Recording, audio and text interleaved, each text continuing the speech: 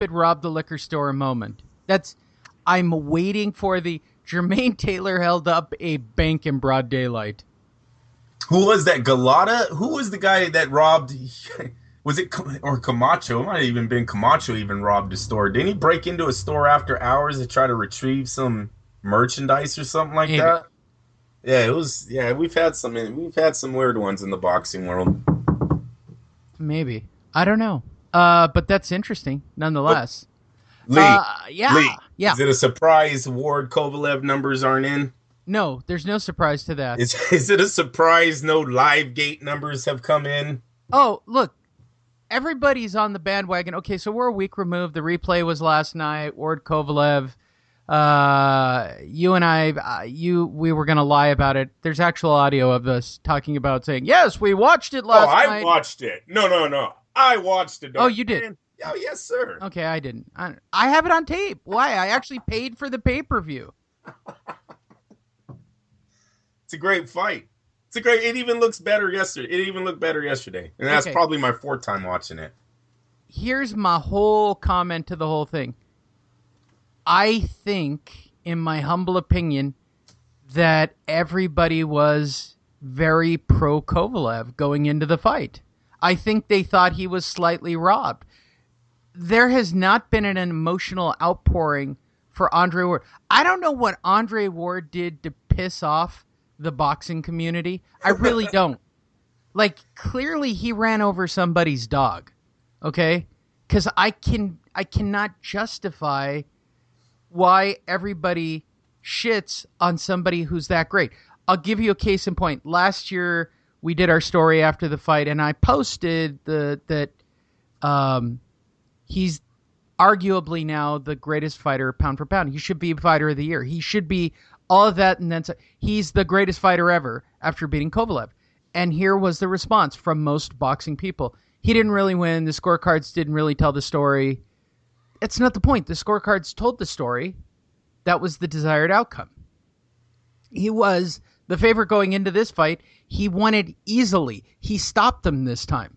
No, he stopped him with low blows. Is this a black-white thing and I just don't get it? Like, is it that severe? Is it just simply because Ward is black? Well, he's black and white. Or is he just a dick and I don't know this about No. I've said that before. No, Ward is not anything like that, Lee. Right. Good guy.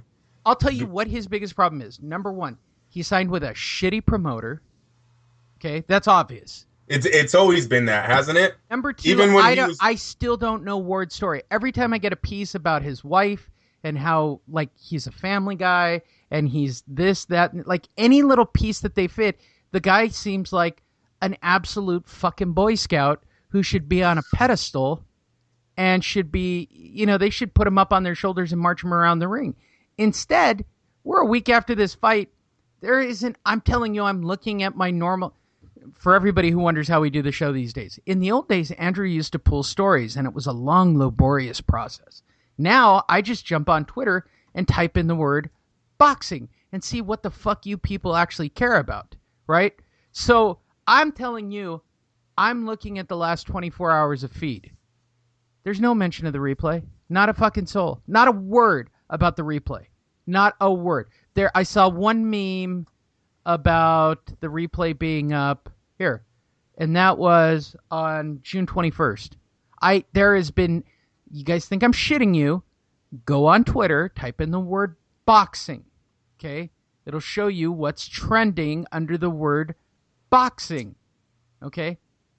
HBO didn't post it up that the replay was up. Nobody gave a shit about this fight. And I just have to safely assume that Andre Ward is a raging hard-on asshole. No. They will get in line when the money starts getting put behind them. I really think you got to remember, Lee, Floyd Mayweather doesn't sell a ticket before Oscar De La Hoya. Okay, he's making millions. Top Rank is giving him millions. Dan Goosen gave him millions for the one fight that he promoted for Floyd. I think it was $8 million he gave him for that Baltimore fight. Floyd didn't sell a ticket.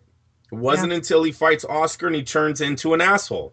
Okay, that's when they all started getting attracted to him. And then he makes a little long run. The problem with Andre is he hasn't had that opponent that's gotten him that crossover attraction. He doesn't have a Mexican. Honestly, I think that's the job of the promoter. And that's why he wanted out of Guzin. See, I'm going back to it's always been about the promoter. You got to remember. Here's the thing: Guzin has always been small time, and exactly. I like the Guzin. That's not a knock; it's a fact. That's a fact. The Guzin's biggest name was James Lights Out Tony. That was their biggest name that they ever ran out of that facility. And I'm not trying to be a dick about it. That's who their biggest guy was. And the only reason Tony was on the main stage and everybody knows about James Toney, he is a raging asshole.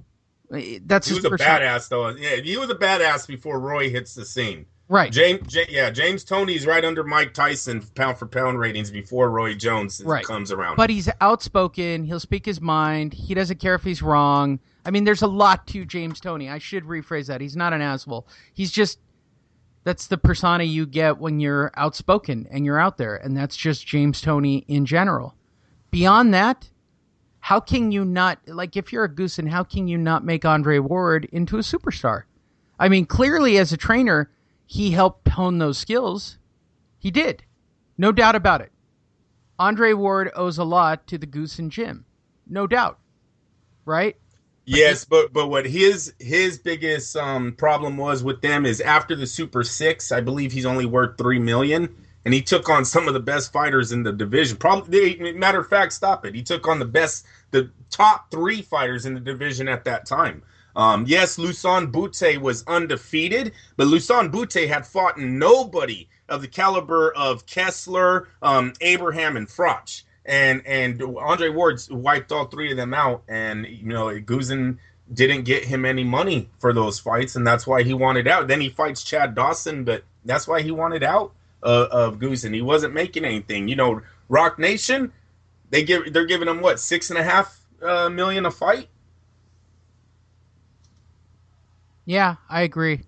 The weird thing this week, while we're on the topic of unexploited and exploited fighters, is because of Conor McGregor and Floyd Mayweather, they keep pulling out the Ali versus Inoki MMA style shoot rules. Is that where he takes the leg kicks, right? Yeah. Ali did? Right. Yeah. This guy doesn't even want to get close to get hit. Yep. Yeah, that's what happens when you favor it. I'm fascinated with everybody who's a fan. Like, Lee, here's a trivia for you. He fought Paul Bear. Remember Paul Bear in the UFC, the first UFC? That big white guy? All right. Who is the one that took him out with leg kicks? He was the king of the streets in Brazil. Oh, what was his name? He fights Paul Bear, and it's one of those. Are you sure Paul Bear isn't in charge of The Undertaker? No. Oh, what was that guy?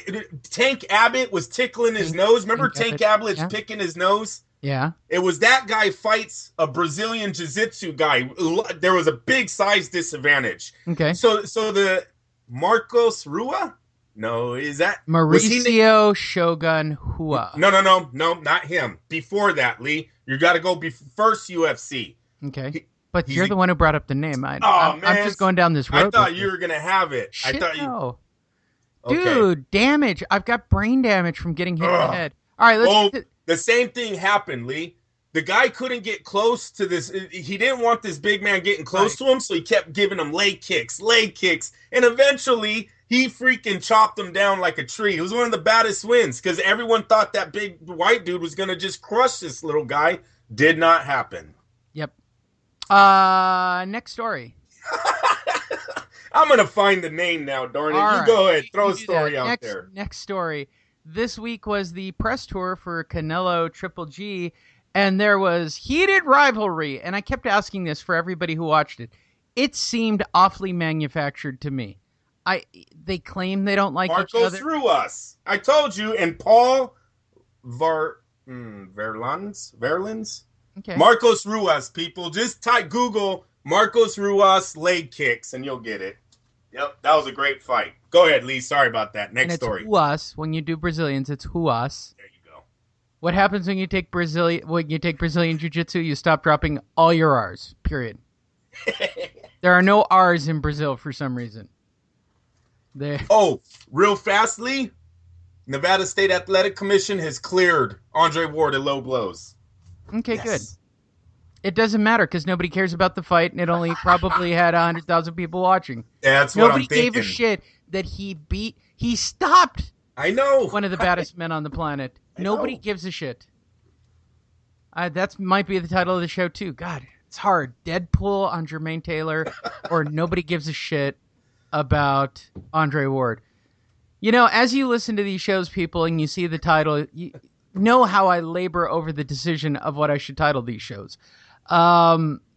Next story, which is the press conference of Triple G and Canelo, the quote-unquote animosity of the two fighters, Andrew.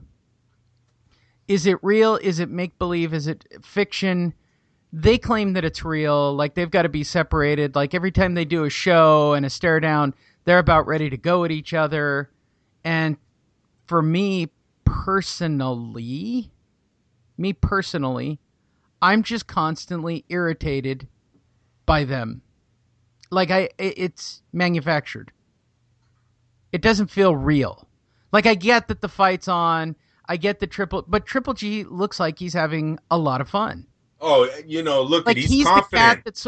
He's literally the cat that swallowed the canary on this whole thing. Like he's got the fight now. There's no way Canelo can get out of it. He doesn't give a shit what weight class it's at. He's happy for the payday. He's got that stupid Triple G grin on his face. He's very confident. Which is, if I were Canelo, I'd be focusing on that. And he doesn't. What I don't like already, Lee, is Canelo's talking about changing his whole style. Yeah. Now he's saying he needs to be elusive for this fight. He can't stand in front of Triple G. He's already lost this fight, by the way. Exactly. You He's know what? already lost this fight. When you think your best isn't good enough, right? You're going to come out in the first press conference and talk about changing up your style? And I'm sure everybody's wondering how I could make such a bold statement as to say Canelo's already lost. Mindset's everything. Mindset's literally everything. Mindset is the only thing there is in boxing at this level of skill. What happens when being elusive isn't working? Right. You know what I mean? He's done a press tour with a guy where he's trying to get into the head of Triple G and press him and try to get him to come out of his shell. And Triple G's just smiling and, I'm happy to be here. Yep. Can't wait. I'm going to beat his ass.